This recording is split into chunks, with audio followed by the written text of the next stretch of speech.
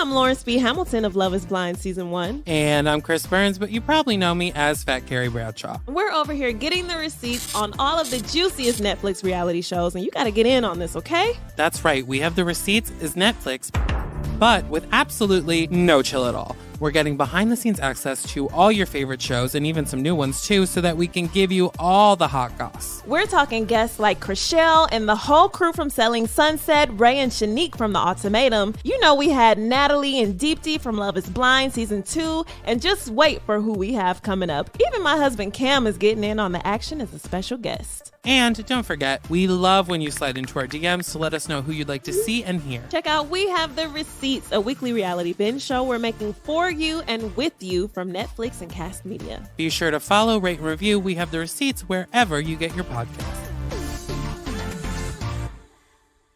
Storyworth, get your loved ones the gift that money truly can't buy. Well, good news is money can buy it, but it should be considered priceless because it is. What would be better than having a keepsake book of all the stories and memories from loved ones like your grandparents or your parents? One of my favorite pastimes as a kid is hearing stories from my aunts and uncles talking about their childhood, and the excitement of being an adult is to connect with our parents in different ways, and sometimes it's hard for parents to want to be able to share those things, and they can do it through Storyworth because they offer great prompts. Every week, Storyworth emails your loved ones a thought-provoking question of your choice. If you're looking for a gift that is unique and special and something worth a lot more than what you spent, go to Storyworth. Get to know your loved ones better and preserve those special moments forever with Storyworth right now. For a limited time, you can save $10 off your first purchase. Storyworth.com/VIALL.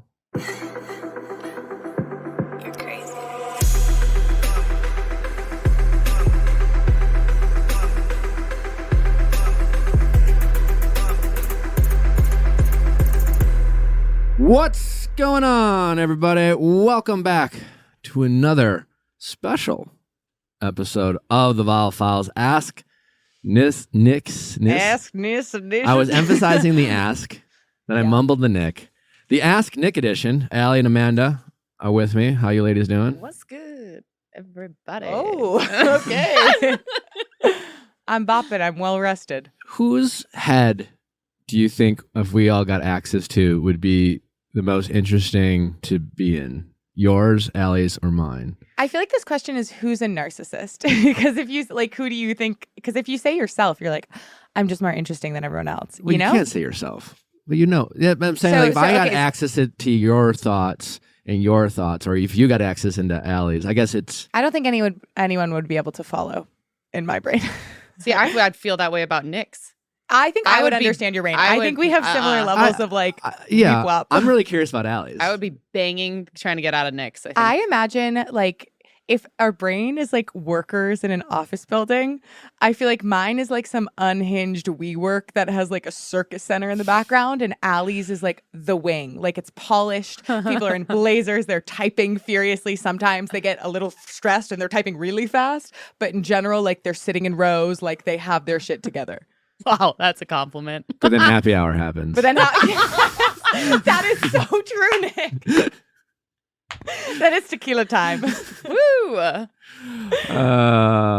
What do you think is in? What was your brain office like? Just a ton of open cabinets. Yeah, chaos. Organized chaos. And a huge screen. That's playing the foot. There's an office of a lot of people. Like if you've worked there for a while, you absolutely know what's going on. But like, it's a tough new job for anyone. There's just a hole in the center. Yeah. And it's like if you work there, you're just like, just don't step in the hole. Yeah. No, it's like the those water slides at like Kalahari, those like toilet bowl ones where you like go flying.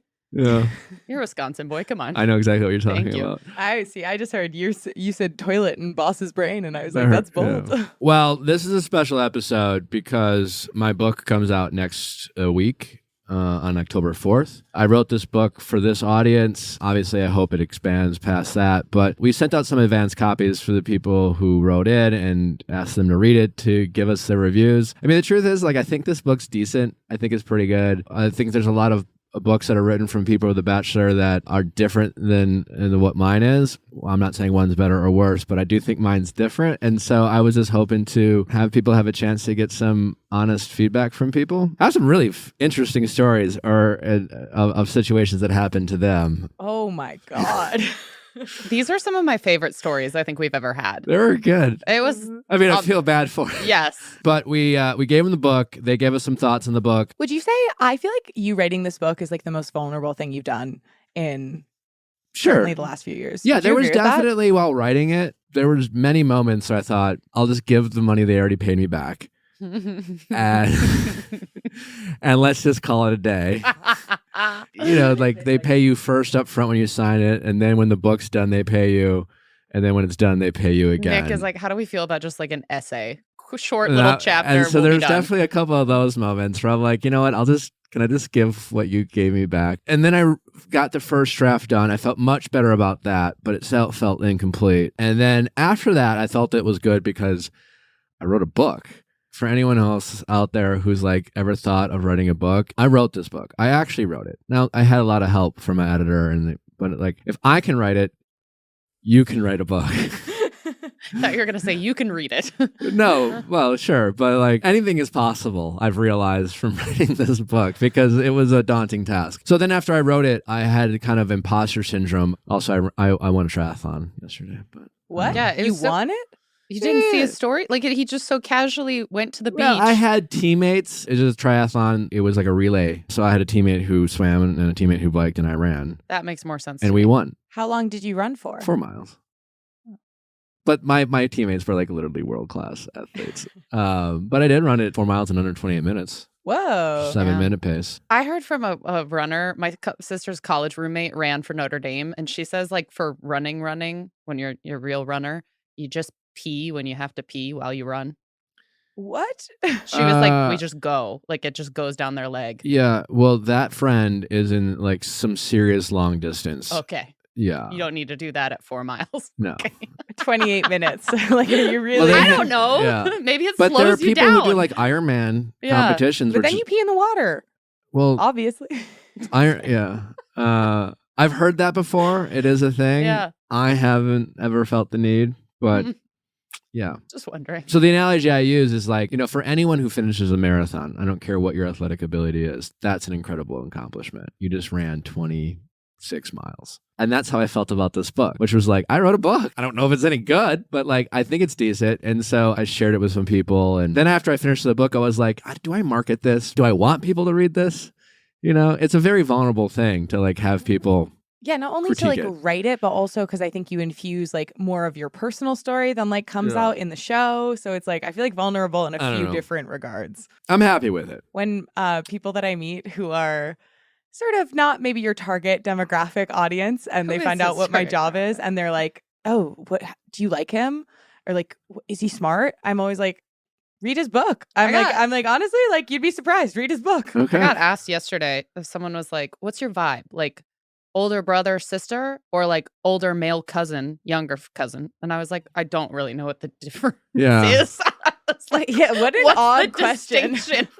No, he doesn't remind me of a friend or a brother. Or he's not a father figure. Cousin, yeah. He's a cousin, My like, cousin wrote a book. You like have to hang out with him, but only on Christmas. Only a couple times a year. Not every day. You were close when you were kids. Yeah. Now you're sort of. No, it's like awkward to be around, but you're still family. Yeah.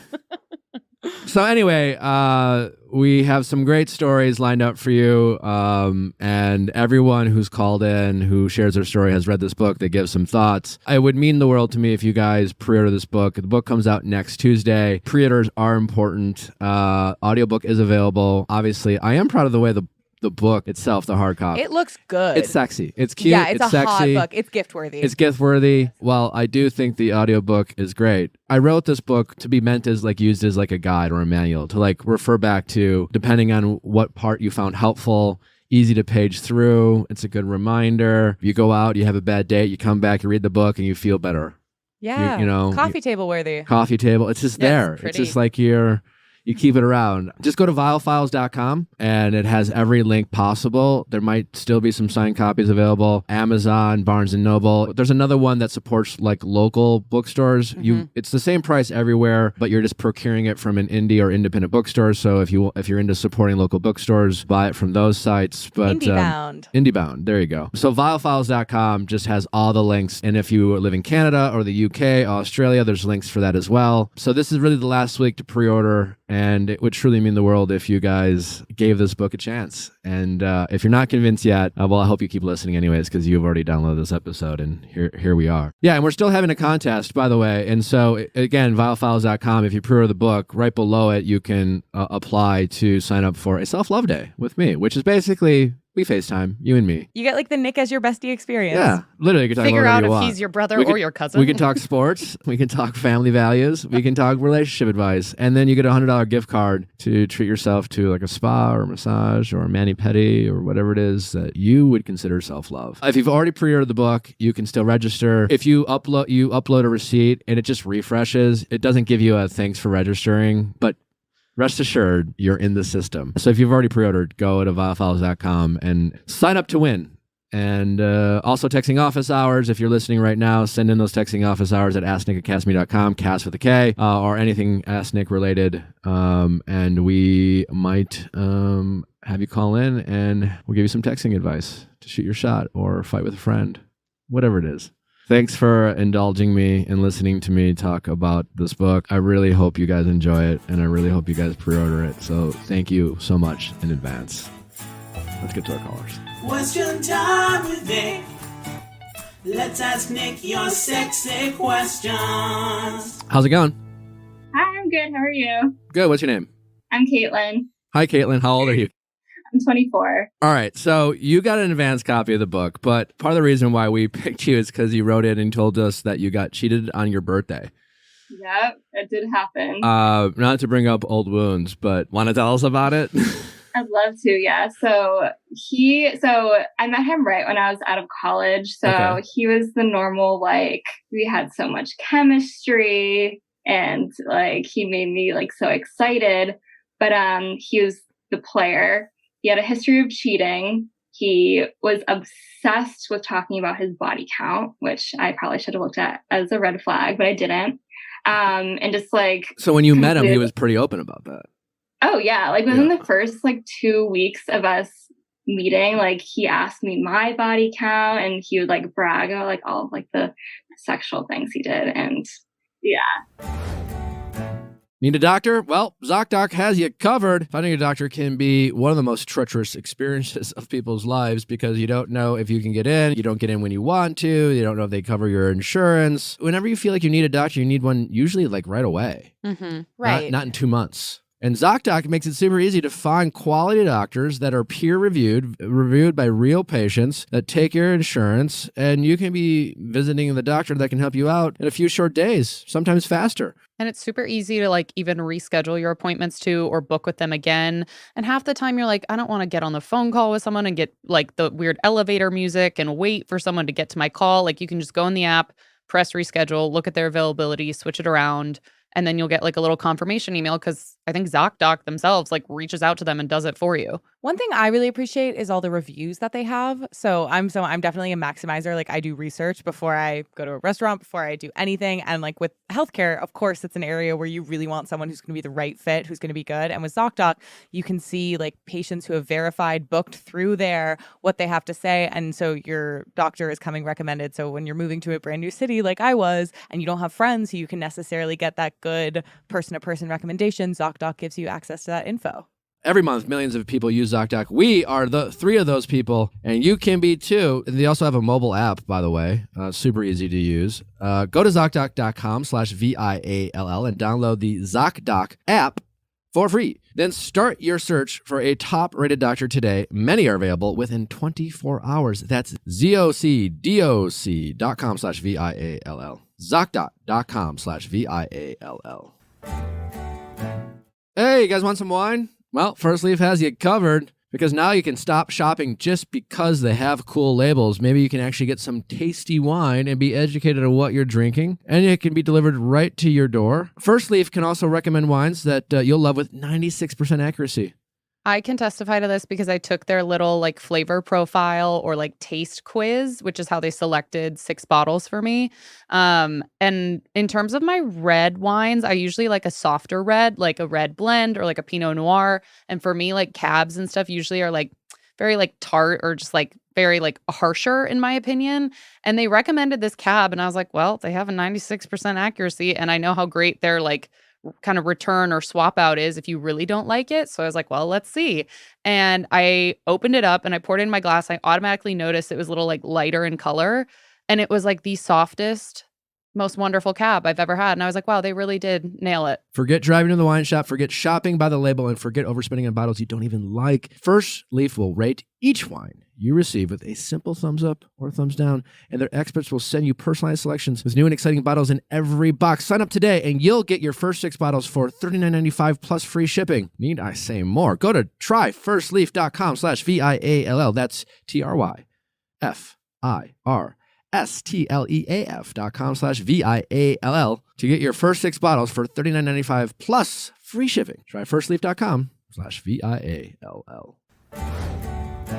At the time, I'm curious, like if you could think back, Yeah. what were you thinking? Like if you could go back to like that conversation, like what was your mindset when he was saying this? Did you think it sounded weird and you just ignored it? I thought it sounded weird, but it was wow, like so many girls have wanted this guy, but he wants to date me. Like, oh my God, I'm special and he'll never cheat on me. I did get cheated on. So basically what happened is I had to go to a wedding on my birthday and he wasn't invited. I didn't get a +1. So he was planning on going to the bar while I went to the wedding and he was going to come over when I got back. And I get home. I'm like, all right, I'm good. You could come over. Completely ghosts me. I'm looking at his location and I saw him go from the bar at 2 a.m. to some random house. So I kind of knew he was cheating, but I was still like, I trusted him so much and I really did not see much red flag. Like I saw the red flags, but I didn't really like acknowledge them. So I was like, what, did he go to another party? Like, why is he ditching me? So the next day he basically was like, oh yeah, I walked to the bar to my cousin's house, a cousin that I've never heard of the whole year that we were dating. And so I basically put 2 and 2 together. We broke up, but it took a couple days for me to actually get confirmation that he cheated on me from someone who was at the bar. What made you go from like, well, I don't know where he is and I've never heard of a cousin to he must be cheating on me? It was actually my sister. So I was kind of telling them the timeline of the night. So he told me that he walked from like 2 towns over. It would be like 4 miles and it was raining that night. Okay. And I'm like, that makes no sense. So when I was telling my sister the story, she's like, Caitlin, he cheated on you. And I'm like, oh my God, you're so right. So I had to like ask around a couple people and someone eventually told me. What happened afterwards? How did you confront him? So when I eventually found out, I sent him this beautiful breakup text, but I like never got a response. So he never owned up to it. He never apologized. I didn't get really any real closure, and I still have like so many questions that have just never been answered. Do you still have those questions? No.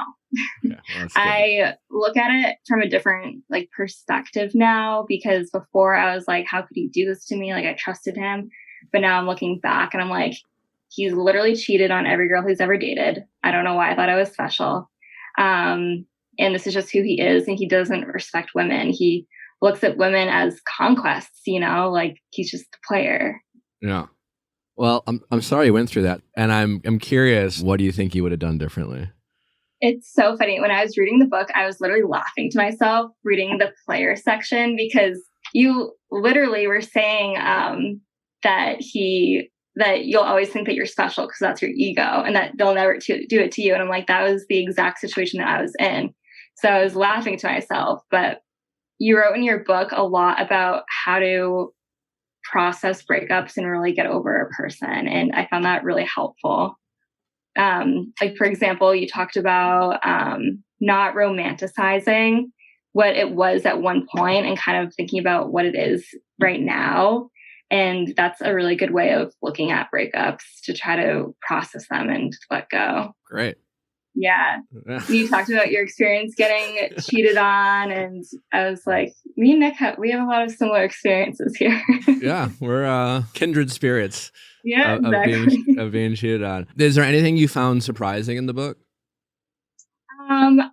I thought it was surprising you specifically mentioned that, like, ghosting can be hard, but you don't really realize how hard ghosting is until someone you're in a relationship does it to you. Yeah. You kind of specifically talked about your emotions about that. And I'm like, wow, like, yeah, that makes so much sense. Yeah, I mean, when people nowadays are talking about ghosting, as if like It's not the same. the person I met on a dating app who I've never met in person like didn't respond back and they ghosted me. I'm like, oh no, That's not ghosting. that's no. not ghosting. No, when you have like a girlfriend and she disappears off the planet, that's ghosting. Yeah. And that's like an emotional, like, yeah. Yeah, I'll never forget. Yeah. Yeah, when you date someone for a year and they fuck another girl on your birthday and then you never hear from them again, that's ghosting.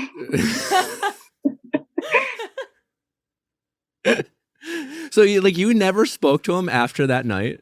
No, And I you never. dated him so for a I actually year. ran into him at a bar afterwards, which was crazy, but he like ran away from me. Oh wow. Couldn't confront it. How did that make you feel? I just hope have like great. this vivid picture of him running away from me, and it's kind of like funny in my head. Yeah. But it makes sense because he was a coward. He couldn't even tell me what he did and own up to it. Why would I think that he would suddenly like? Yeah, totally. I mean, like once you get past any sense of embarrassment for having dated him or trusted him or anything like that, then you kind of see him as this like small person.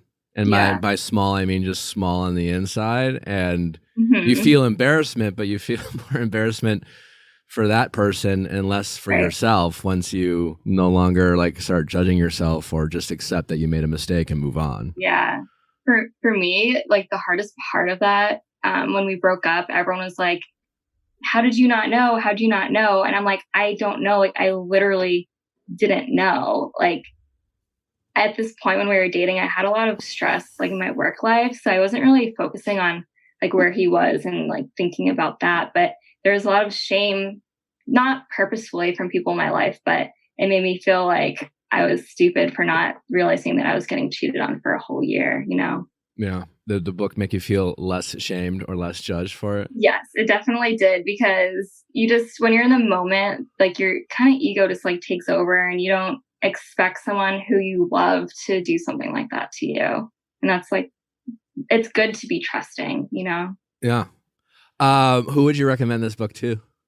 So there's so many specific situations that you talk about in the book. Like, I have a friend that was just in the, I just got out of a relationship, I'm not ready for a relationship situationship, you know?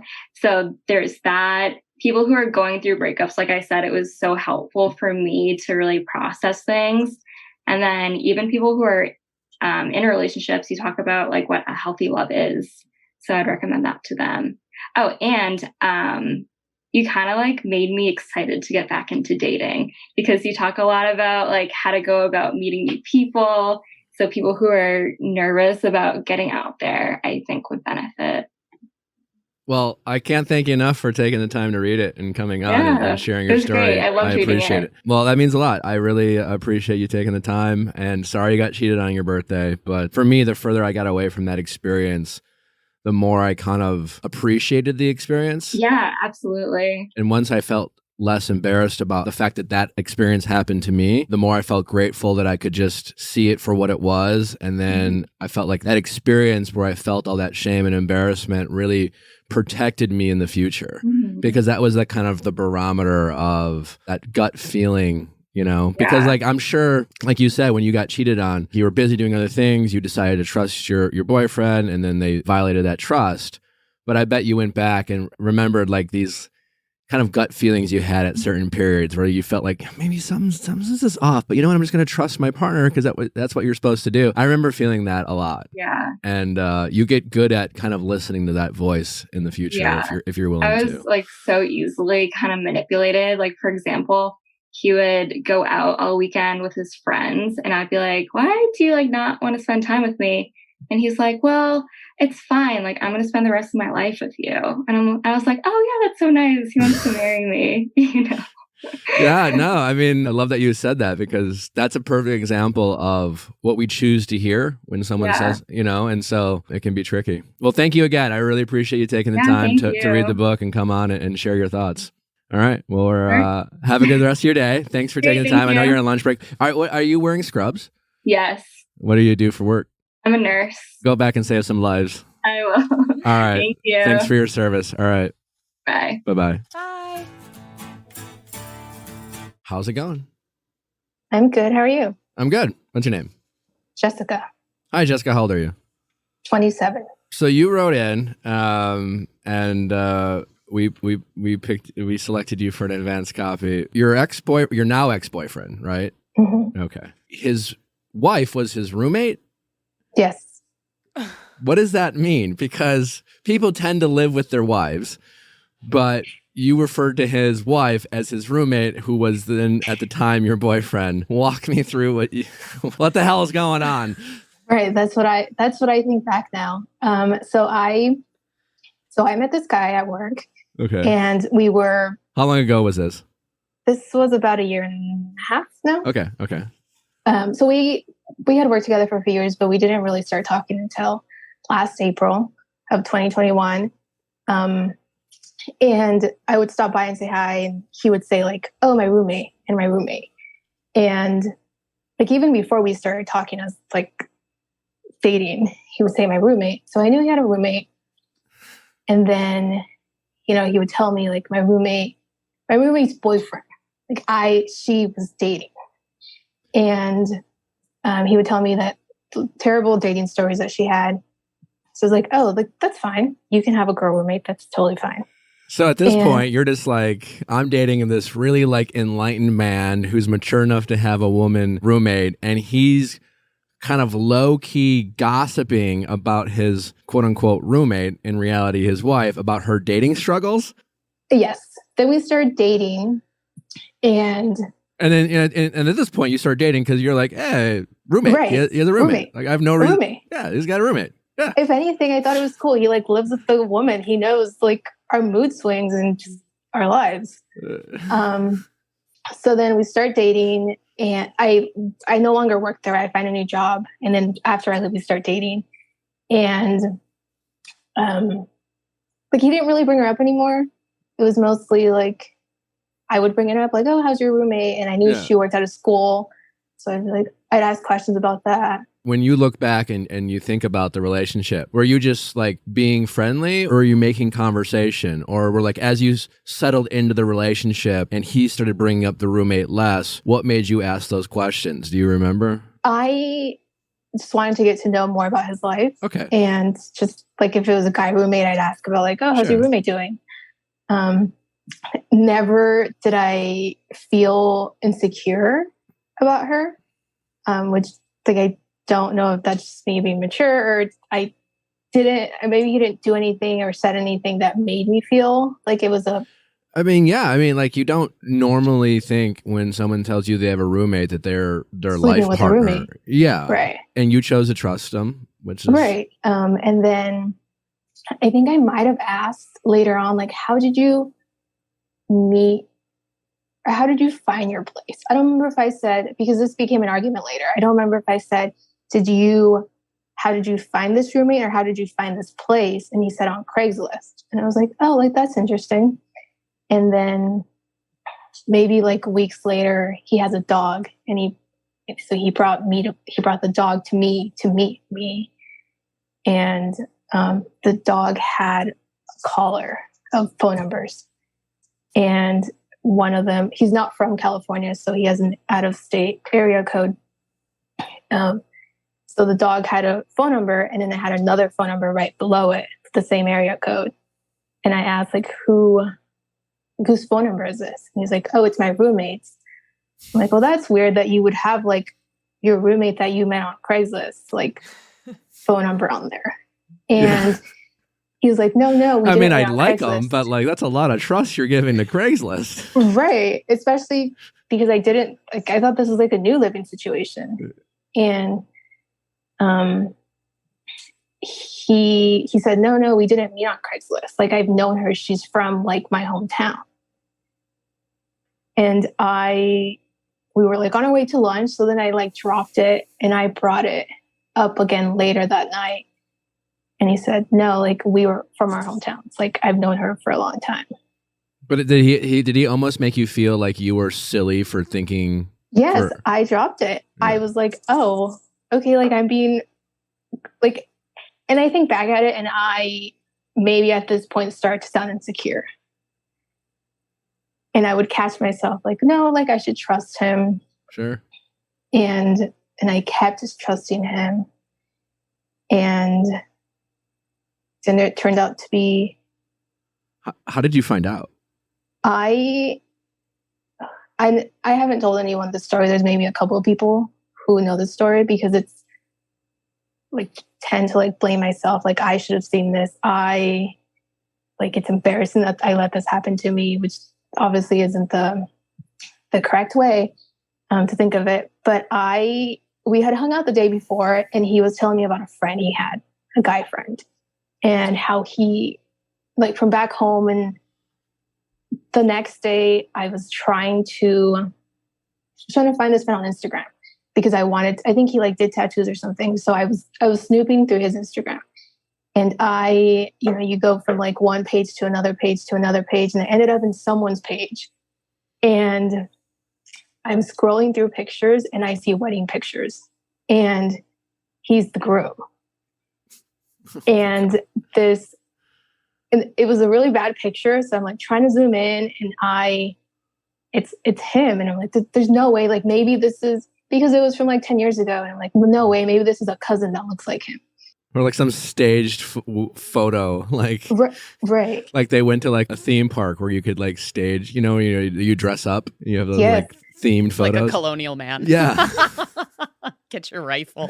No, but I totally like empathize with your state of mind at the time. You were probably like in utter disbelief and like trying to grapple at like, there's got to be another solution. There's got to be another solution. So he's not tagged on the picture, but she's tagged on the picture. So I like click on her profile and it's luckily public.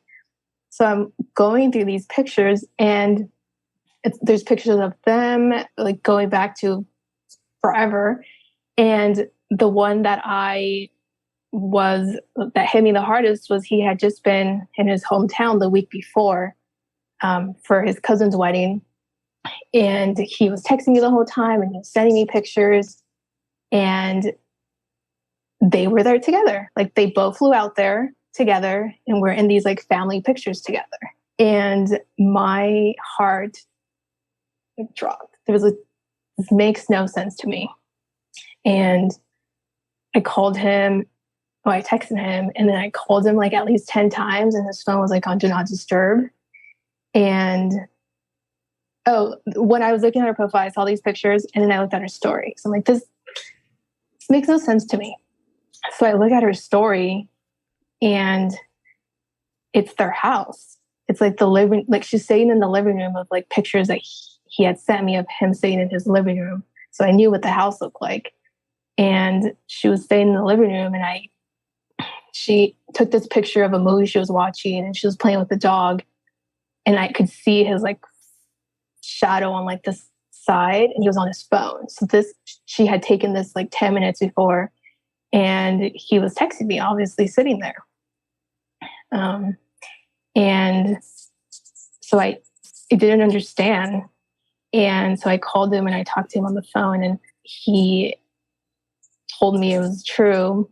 He told me that they were divorced and that she couldn't like find her own place. Well, first he started saying, you wouldn't understand. And it's like looking back at it. Were you like, try me?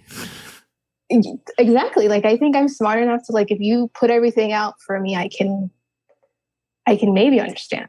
Yeah. And he told me they were divorced and that it was she couldn't afford to live on her own.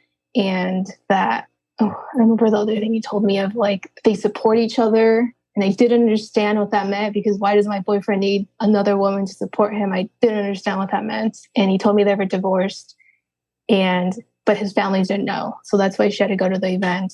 I mean, looking back, that we agree that like this was all lies, right? Right. This is all lies. Yeah.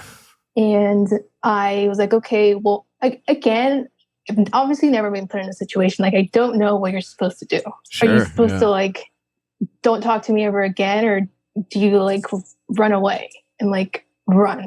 And I had said, like, well, let's meet tomorrow because I want to see the divorce papers. And he's like, okay.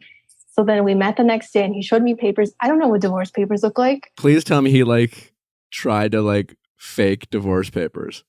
He gave me divorce papers. He showed me divorce papers with a court stamp. And I don't know what these papers look like. But I take a picture because I'm like, I need to take a picture for some reason. Yeah. So I take a picture, and then we're obviously like in this, like, what do we do stage of like, let's work this out. He's like, what do you want to do? And I'm just like, I don't know what to do. It's, again, never put in the situation. I'm like, well, I don't know. Let's just, like, continue what we're doing. I don't know. And so a few days later, I live in California, so everything's public records in California. So I go on the court website and I, like, look back at the picture and I put the case number, and it says active. Like, it says that it's not finalized. There's nothing finalized. And so obviously showed me papers that aren't, it just showed me random papers. And it was during work hours too. So I am, like, trying to keep it together. And I reach out to him and I tell him, like, why do you keep lying to me? I've, like, accepted the situation and I just keep adding to it. So he's like, well, it's because you would leave if I told you the truth. It's just like paperwork. It's like the final stages of, like, it's just paperwork at this point. Like, we're technically divorced. It's just the paperwork. And this became this whole big argument. And then we agreed to, like, continue, which, I don't know, part of me just wanted to be good and, like, move past this, like, be mature. Sure. Of, like, I don't know what it's like to get divorced, so I don't know the situation. Yeah, he kind of manipulated you because you hadn't experienced it and you wanted to empathize with him, and he took advantage of that. Correct. And he's a lot older than me, about 7 years older than me. So I didn't, I don't want him to think that I'm just like this child that can't be mature. Sure. So we continue, and then we're good for a couple of weeks. Obviously still working through things and talking. And my friend, who's a photographer, she asked me, again, people think we're okay. Like, my friends think we're okay. No one knows about You this. didn't tell anyone. Yeah. I didn't tell anyone. And that itself was probably a red flag looking back, huh? Definitely. Yeah. The fact that you didn't feel comfortable telling anyone, knew deep down, you knew your gut was telling you something's off still. Yes. Yeah. And so my friend, who's a photographer, asked me if we wanted to take pictures. And I had said, like, I don't know. And so I consulted with him about it, and he said, like, we should totally do it because it's part of our restart. We're restarting with, like, no lies, and we're, like, in a better place now. So we take these pictures, and I can agree, like, I mean, it's a restart of, like, no lies. Let's be honest. Let's be good. And then we take these pictures and I post them on my Instagram. And within 10 minutes, the wife messages me. I don't even remember what she says. Like, that is my husband. We've been together for 13 years. And going on this, like, rampage, like, we're still together. I don't know what he's telling you, but we're still married. And I freak out because he's telling me that they're just, like, they're divorced and they're friends and they're roommates and she's had boyfriends, and nothing makes sense to me anymore. And I confront him about it again. And he's like, well, she's just upset because she's finally, like, seeing us together. And I guess she, like, wanted to get back with him, and she was going to therapy so that they could be good together. And at this point, I'm like, hey, you need to move out. And because you need to choose at this point. And he's like, well, I can't move out right now. Now I look back at it and I didn't set boundaries. I just kept saying, okay, like, it's fine that you can't give me all these things. We can continue. And I didn't set boundaries and I didn't set expectations, just kept going. And just became such a toxic thing of like being here for him while he was being there for her and no one was being here for me. Yeah. How did you finally end it? We had spent a month of like not hanging out, of you work on yourself, I work on myself. We're both two working professionals. At that point, it was affecting my work and it was affecting my personal life. Of I couldn't hang out with my friends and I couldn't focus on work. So we took some time apart. We agreed we would hang out for 4th of July. And so we had plans for 4th of July to see the fireworks together. I guess he told her that day, because I guess in the past, they had hung out for 4th of July. They had seen the fireworks together. And so she was upset that they weren't going to see them together this year. And they had an argument about it. And so when he showed up to see me, he was already upset. He was upset. His mind was somewhere else. We were hanging out and she was calling and she was calling and calling.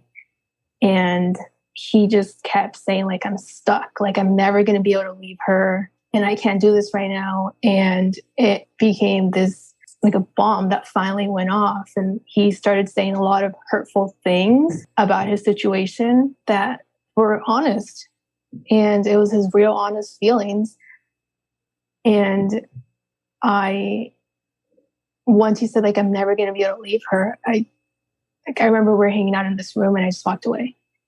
And I walked away and I got in my car and I didn't text him the whole day and I didn't text him the next day.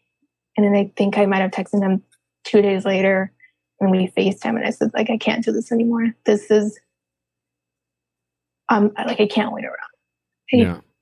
And you don't want to be happy and like, you need to go figure out your own life, because I felt stuck myself. And at 4th of July, he told me that they were going to go to a wedding together. Someone had invited them to a wedding together. So it was like, you're never going to be apart. Yeah, at this point, he's like openly like dating you both almost in a weird way. Right. And it's like, I felt like I was sharing and I don't want to share. Like, that's not, like, you don't share a boyfriend. It's not okay. Well, I am sorry you had to go through that. I'm more glad that you're not in that anymore. Well, you read the book. I read the book. What did you think of the book? And I'd love to know, what would you have done differently had you read the book before you started dating him? I loved your book. I feel like it was written for me or someone in my similar situation, but maybe also someone before the beginning stages of my situation. There's so many things that I would have done differently if I would have read. I wish you would have had this book a year ago. I would have had this book a year ago. There's so many things that I would have done differently. I would have set expectations and boundaries from the beginning. I wouldn't have let my ego make the decisions for me for such a long period of time, because for so long it was, well, what are people going to think of me? And how could this have happened to me? And I can't lose in this situation. And he needs to choose me. And I need to stop making myself, at that point, I should have made myself so available of like, yeah, it's fine. Let's continue. Yes, you can text me whenever you want.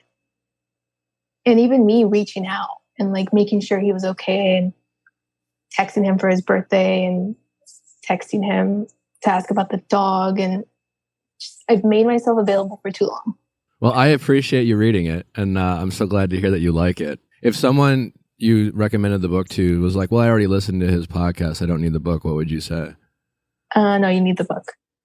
Okay. Well, we'll end on that. You need the book. The podcast is like the beginning, the prequel. All right. Read the book. What a nice compliment.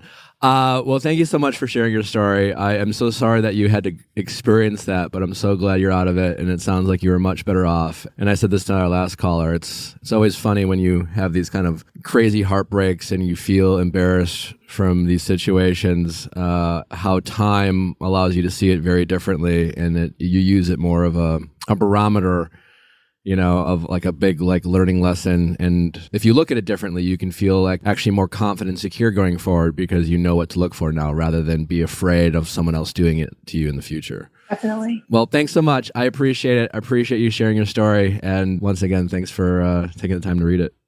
Thank you so much. And All right. thank you for writing this book. I appreciate it. Take care.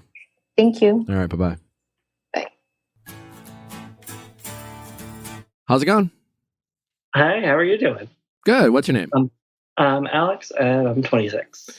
Alex, you wrote in and told us that you would love to get an advance copy of the book. Why don't you tell us a little bit about yourself, why you were so eager to get an advance copy, and then we'll find out what you thought about it.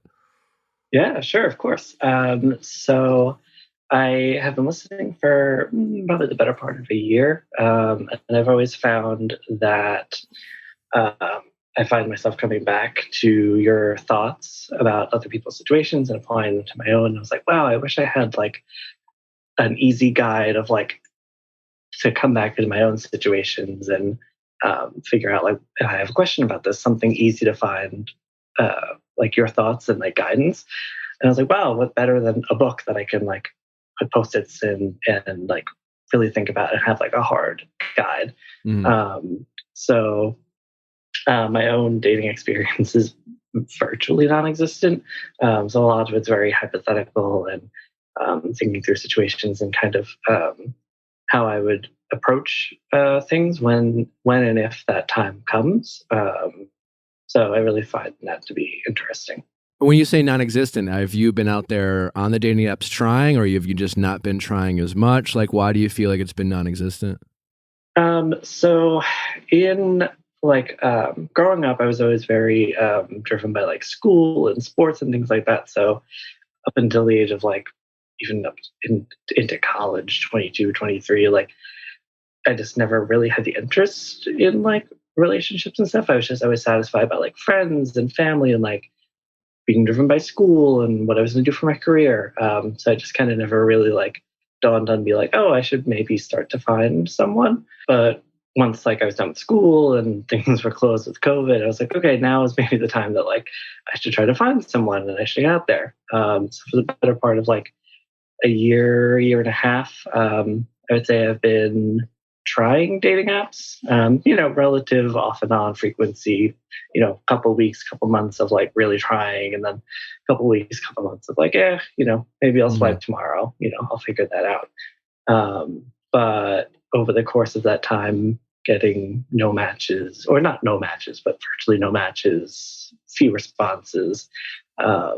So do you have any or some women friends? Like, what's your women friends circle look like?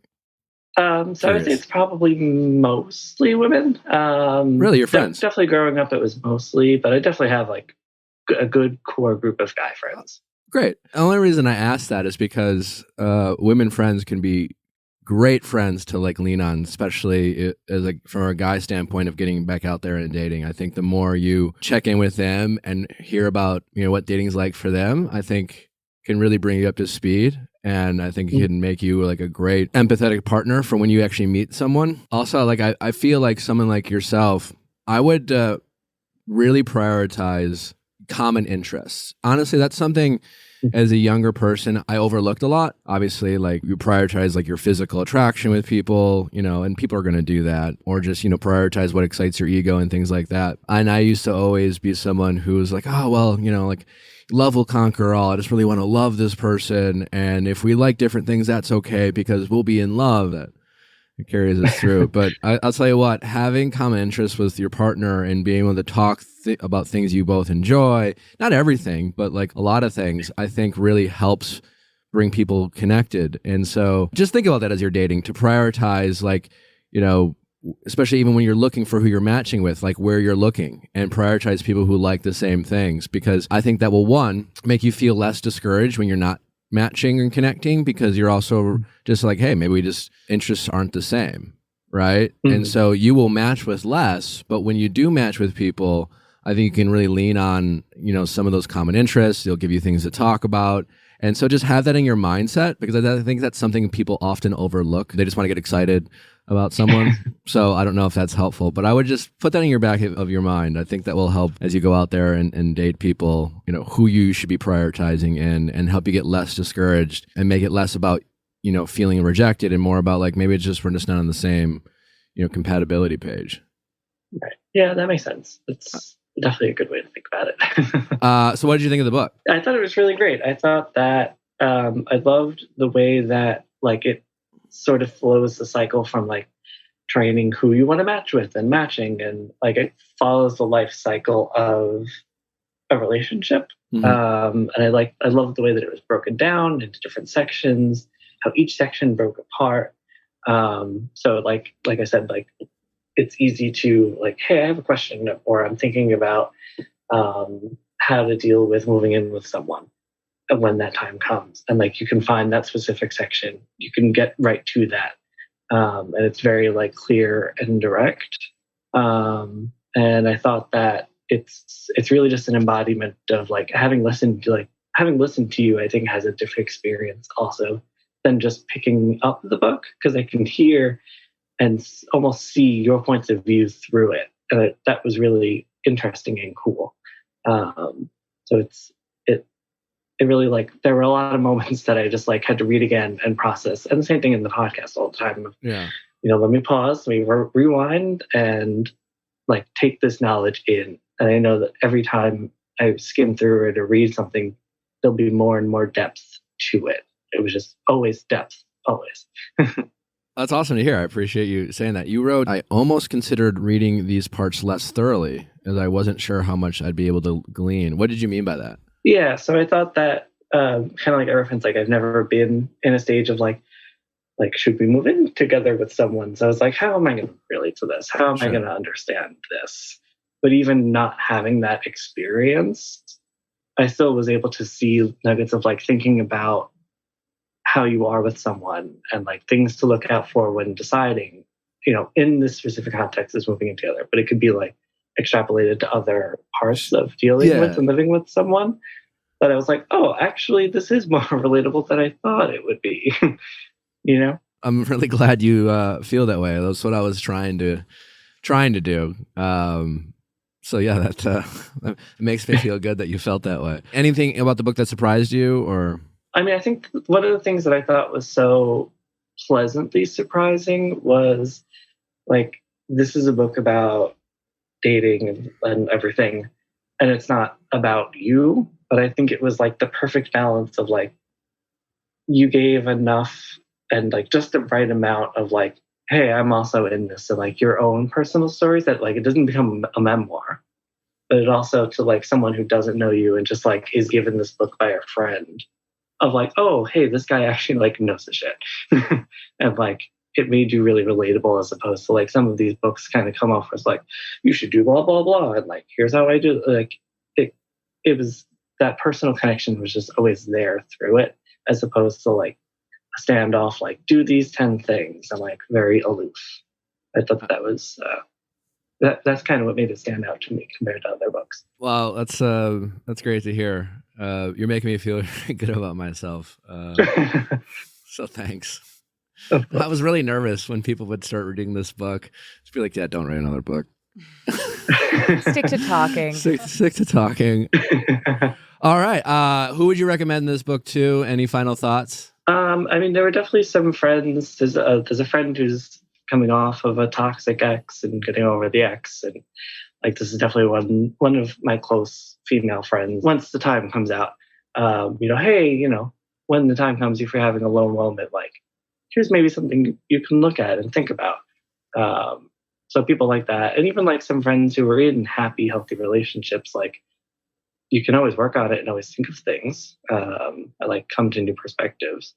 I really think it could be for anyone, really. Awesome. Well, thank you so much for taking the time to read it and sharing your thoughts. Keep us posted on your love journey. We always like to get updates, but give it time. You're very young. Enjoy it while you're doing it too. Thank you. I'll try. All right. Thanks so much, buddy. I appreciate it. Yeah. Thank you so much. All right. I'll talk to you later. All right. Sounds good. Bye-bye. How's it going? Good. How are you? Good. What's your name? My name is Emma, and I'm 36 years old. Emma, well, thank you for calling in. I appreciate it. We picked you for an advance copy. You talked about a long distance relationship you had that was over. So I'd love for you to share a little bit about that story and then give me your thoughts on the book and how you would have applied what you learned in the book to that situation and then going forward. Totally. So thank you for having me, first off. I'm about a month removed from a 1.5 year long distance situationship. So, so it's I'm fresh. acknowledging It's off fresh. the bat that I know I might cry, but I'm acknowledging there was no label, no expectation of an exclusive committed relationship, but we were very much part of each other's lives, more than friends. I think we both acknowledge that, recognize that. But unlike a lot of situationships, I think that because of the distance, it was less about the physical and more about the emotional connection. So we were very deeply woven into each other's daily lives. And then about a month ago, he very abruptly stopped talking to me. So I'm sorry. thank you. He never really told me why he pulled away, but I found out it was because of someone else. And obviously it's hurtful that he, quote unquote, chose someone over me. But I think what's even harder is that he never dignified what we had with an honest conversation. Mm-hmm. And I'll go into more of what I learned from the book, but I know that calling someone that you want more than a friendship with, like, not the best idea, but at the end of the day, there was a foundation of friendship there. And so it feels like a real betrayal that it was just kind of ended on his terms. But thanks in part to your book, I recognize sort of the role that I played. I did not communicate what I needed.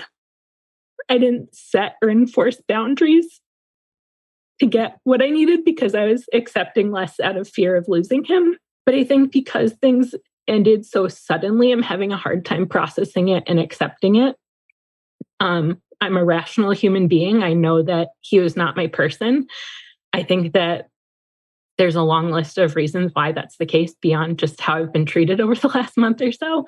But it's been such a drastic change to my day-to-day life that I just feel like I'm grieving a loss, more or less. Yeah. Well, you are. So you are grieving a loss. Yeah. So it's okay to recognize that. Yeah. Thank you. So my brain knows that this is ultimately probably for the best. I don't know that I would have walked away or gotten what I needed. So I think I could have been stuck in this place for a really long time. But I think my ego and my heart are having a really hard time catching up. Yeah.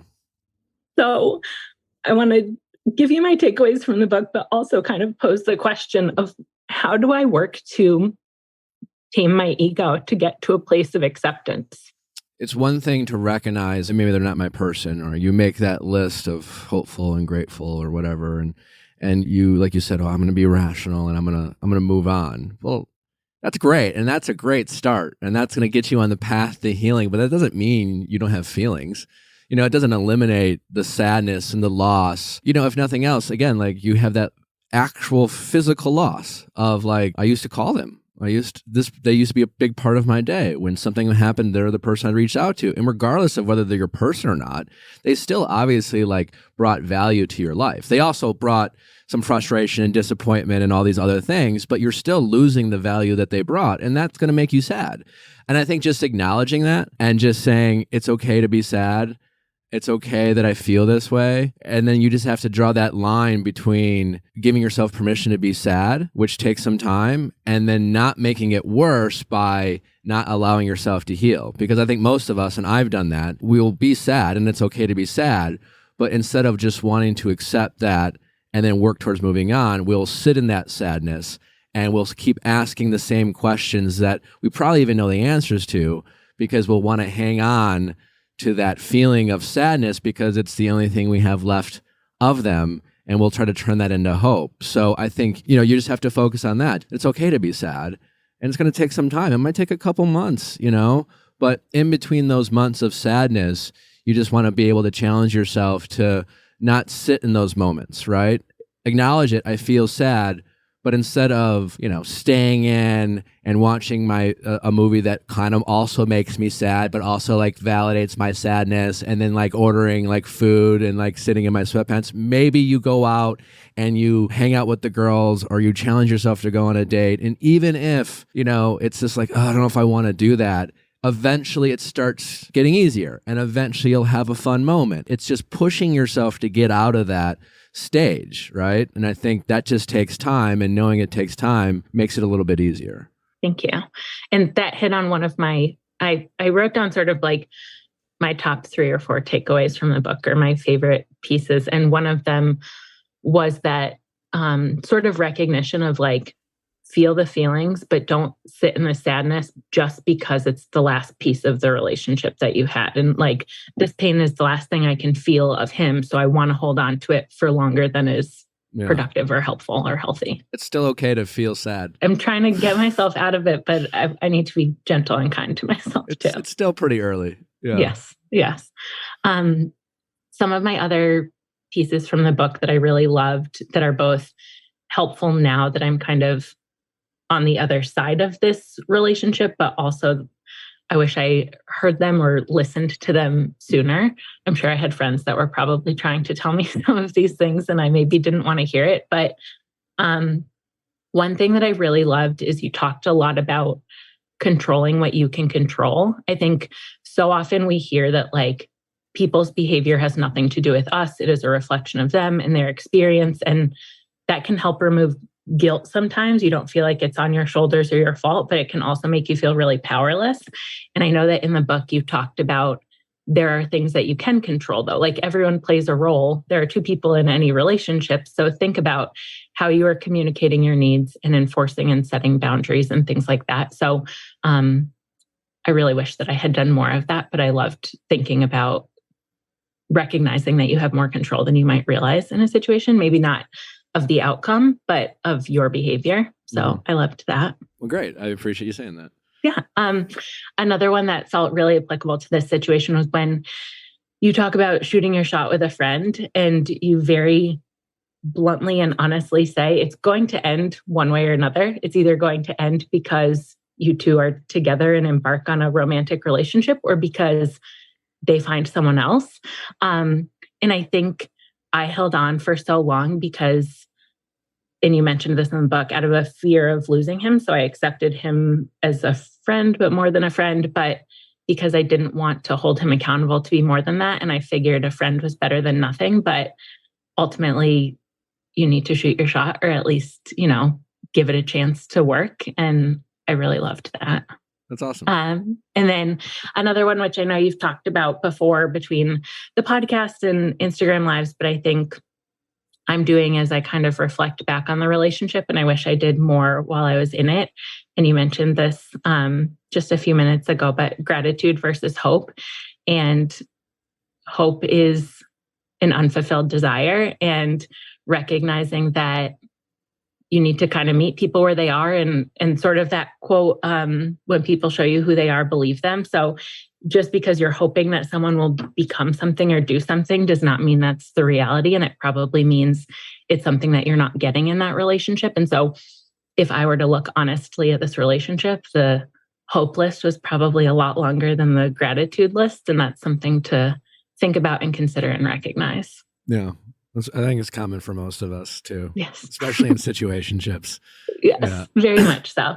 But yeah, those are like my 3 biggest takeaways. And then the other sort of bonus one was the don't hold on to the pain just because it's the last feeling of that relationship. And you feel like once you let it go, it's really over. Well, I really appreciate you taking the time to read it. Who would you recommend this book to? So I felt like it was really helpful and comforting as someone who's sort of going through a breakup. But at the same time, I think it would have been so helpful for me 6 months ago or a year ago. So I think that anyone who kind of is questioning what they want out of relationships, whether that's one that they are in or moving forward, I think it's going to help me approach relationships differently in the future. So if you're single and looking for your person and want to navigate relationships in a more self-aware, smarter way, I think that's great. But also, if you're going through it or if you want to improve a relationship that you're in, I think that there are scenarios and situations and nuggets that are really helpful to sort of any stage that you're in. Thanks so much for taking the time to share your story and give us your thoughts. Keep us posted on your dating life. Love to get updates as you go along, and especially as you kind of get out of this grieving period of your life and start getting back out there. I'd love to hear if anything you read, or do you think you'll kind of go back and kind of like I kind of read it. I have all these bookmarks. I don't know. If wow! Look at all those bookmarks! Oh my gosh! So yes, I plan to use it as a margin notes. Because I kind of wrote it in hopes that like anyone could you could read it cover to cover, but also you could just like go back and like need like a reminder of like, if you felt and there were stuck. Like, sometimes it was like a whole section that I was like, this paragraph or this chapter is really important. But then there were also just like quotes and nuggets. Like I loved, you said at one point, shavings make a pile. And I'm like, yes, little things can add up to big things in a good way and a bad way. And like just little things like that. So yes, I have my bookmarks and I plan to reference it regularly. All right. Well, good luck. Thank you. I'm excited for what's next for you. Congrats on the new job, by the way. Thank you so much. I appreciate it. All right. Well, take care. Thanks. How's it going? Hey, how's it going, Nick? Good. What's your name? My name's Jack, and I'm 26. Nice to meet you, Jack. You wrote in, you wanted to get an advance copy, and we were like, perfect. Tell us about yourself, your dating situation, what brought you to the show in general, and what made you, want to be someone who got an advance copy of this book. Sure. So I've been single now for about, I'll say 10 months, and that's single out of a situationship, and not on my wishing. I was the person that wanted it. You were the hopeful one? Correct. That's right. Yeah. I was the one that wanted to be there. Didn't obviously work out, but that's kind of what put me on to the whole 2022 dating scene and all the podcasts and such that talk about it. And then I got into The Bachelor during Clayton season, and that's kind of where I heard about you and your show. So awesome. I'm actively dating for the last 10 months or so. I'm getting ready to go overseas for a little bit to kind of work on myself. But then when I get back, I intend to dive right back in. Well, that's great to hear. What did you think about the book? Oh, the book was awesome. I think for me, it would be Don't Text Your Ex Merry Christmas. But the last chapter was right on brand. And I think that anybody that's gone through a breakup should read it. If you read nothing else, skip to the last chapter. It can really give you some examples on how to handle situations in the future, and then also help you reflect on the past. What surprised you, if anything, about the book? I think you did an excellent job kind of going over at the very beginning. You touched on a lot of your main points that you talk about throughout your podcast every Monday. But I think you did an awesome job kind of rehashing what they mean. The gratitude section was awesome to me. And it really gave me some awesome perspective on a new word to think about and a new way to think about it. The only word that doesn't become toxic is gratitude, and just an awesome way to think about situations in the past, but also just the opportunity to date going forward. What else? Anything else? Yeah, I mean, do you want me to talk about kind of my situationship and what I'd love to hear about your situationship. Perfect. So I got out of a 5-year college relationship back in July of 2020. So kind of fresh into COVID. Very obviously lonely time. Didn't really have a lot of people going on. My roommate was, I'll call him nocturnal. So not a lot of people to talk with in my life. And I hopped on the dating apps pretty quickly after getting out of that relationship. And shortly after, I met a girl, I'll call her Alex on here. Initially, I think I started dating her with the intention to form a boyfriend-girlfriend relationship. But then on both of our ends, it kind of turned into something casual, but it was never really discussed. And I think that you talk about in the book, the establishing boundaries early and defining what you want. That was a learning lesson for me, because I went through this 5 months of just having good sex, seeing each other once a week, no questions asked, but also not talking about what was happening. And I think that was probably confusing for both of us. pretty much to sum up what was happening is she came over at like 1 a.m. the day after Valentine's Day, and Valentine's Day was not discussed. So it was a new experience for me. I wasn't really sure what was happening. And then in May of 2021, I went and lived with my parents for 3 months, just between leases. And that was away from the state, so I had to travel. It was like a 4-hour flight away, so not close. And that's when I kind of realized, oh shoot, you know what? This girl is someone that I actually like, and I enjoyed spending my time with her. And then when I got back to my home state, I realized that I want to be with her. I tried to pursue it, and we gave it a couple dates, and she kind of slow faded me. And I finally was like, hey, what's going on here? And she just said, hey, the next time I saw you, I was going to tell you it's not working. But that's kind of the quick summary of my situationship.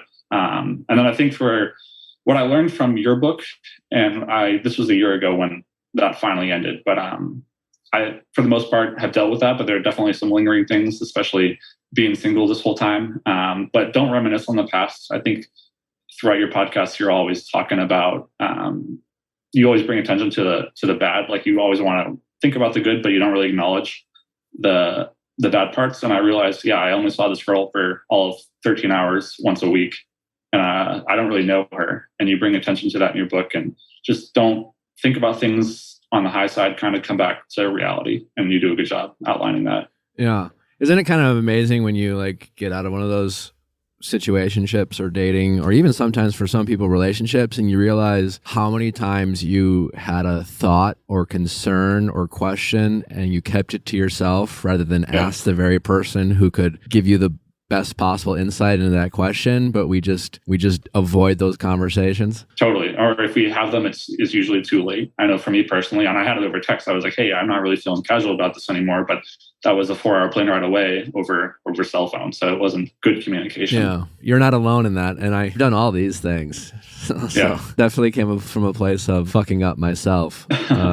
So yeah. Sound like you're pretty optimistic about potentially, getting back out there. And now that you're kind of in this very single period of your life, how do you see that now versus maybe how did you see that before you read the book? I think for me, you had a whole section dedicated towards dating. And what really stuck out to me there was the power of the question, why?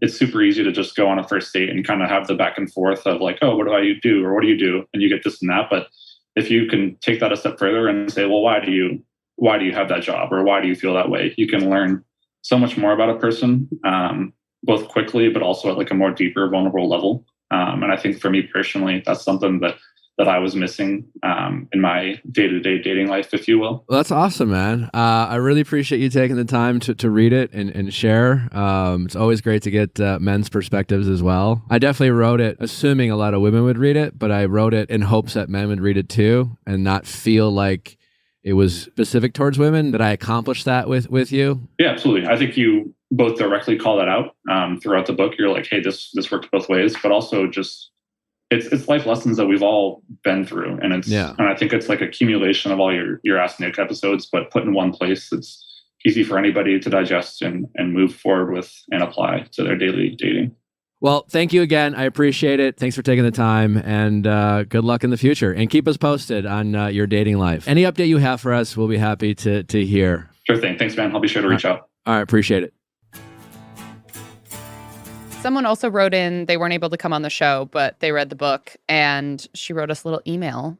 And it says, I thought the book was incredibly helpful in teaching me how to navigate modern dating. One of the chapters that really resonated with me, especially in regards to my most recent dating situation, was Chapter 5, How to Get Better at Dating. The section, Never Stop Learning, was really eye-opening and made me realize that this was the first among many mistakes I was making with the guy I dated. I decided after one date that I liked him based on having a good time on the date, being fascinated by his job and our chemistry, and I focused on continuing to like him and trying to keep him interested in me rather than continuing to get to know him and assess if we were actually compatible long term. Very interesting. I also really enjoyed the chapter on navigating hookup culture. It helped me realize that I need to be better at evaluating what my boundaries and expectations are when it comes to sex and communicating that early on. As I mentioned in my initial email, I struggle with communicating my expectations and needs in dating, and Nick's book provided great insight and advice of how I can be better at communicating those things in the future without being afraid of losing the person or scaring them off. After reading his book, I'm actually looking forward to going on dates again and applying what I've learned. I plan to go back and reference over and over as I'm navigating different dating situations. I would highly recommend this book to any of my friends, as I think it could help people in any dating situation. I definitely plan to recommend it to one of my close friends who has had similar struggles as me in dating. She's been getting really discouraged with putting in effort towards someone only to feel like she's getting nothing in return or for it not to go anywhere. I think this book could help give her new perspective. I especially love when Nick says that we're searching for one person, not many, so it's going to require time and effort. Thanks. What a nice email. Thanks for listening. Don't forget to pre-order Don't Text Your Ex Happy Birthday. Just go to viallfiles.com. That's VIALLFILES.com and pre-order now, because if you don't pre-order now, then it won't be called a pre-order when you get it. It's a big week. Billy Eichner is with us. His new movie, Bros, is coming out in theaters this Friday. I'm a huge fan of Billy. We are excited to have him, to get to know him a little bit more. We're just trying to give you the best show possible so that you can have the mental and emotional energy to go to viallfiles.com, pre-order my book, and then just enjoy some great podcasting for the rest of the week. We'll do our part. Now it's time to do yours. Do it. Do it. Do it now. No. Like you want something bad to happen. Just go to viallfiles.com. As Cindy says, or be alone. Yeah. Or be alone. I told her to say that. Have a great day. We'll see you tomorrow. Bye.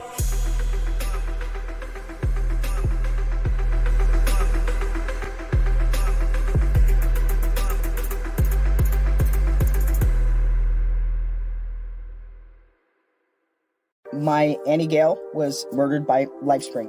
I mean, there was nothing else that was important to my granddad. From that point on, it was just making sure that the people who killed his baby paid, period. In the 1970s and 80s, nearly 500,000 people went through controversial self-help seminars put on by a company called LifeSpring. Thousands left those seminars as true believers, preaching the gospel of LifeSpring CEO John Hanley. But behind the scenes, LifeSpring faced dozens of lawsuits from trainees who said that after taking a seminar, they had mental breakdowns. Some spent months in the hospital. Others attempted suicide, and at least 3 people died. They're gonna f you up the ass. They're completely gonna mess you up. They're completely gonna break you down. Welcome to Good Cult, a new investigative series from Cast Media about LifeSpring and its leader, John Hanley. Over 6 episodes, we'll uncover how a convicted felon and con artist transformed himself into a wildly successful New Age guru. And we'll take you inside one of his personal growth seminars, where lives are still being changed and ruined to this day. And the thing that really irritates me is this motherfucker's still making money.